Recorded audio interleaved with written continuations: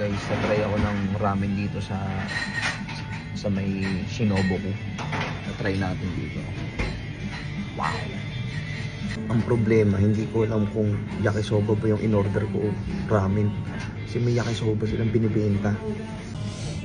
Putang ina, ano to? Ba't walang sabaw? Ang ina, nagkamali ako ng bili, boy.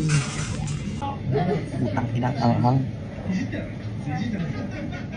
Yakisoba po ito.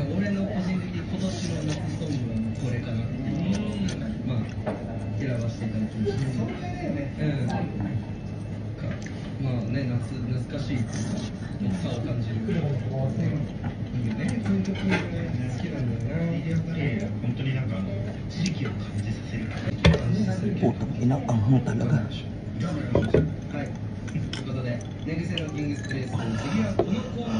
Putang ina. Ano yung nakain kong yakisoba na yung sobrang anghang, gago?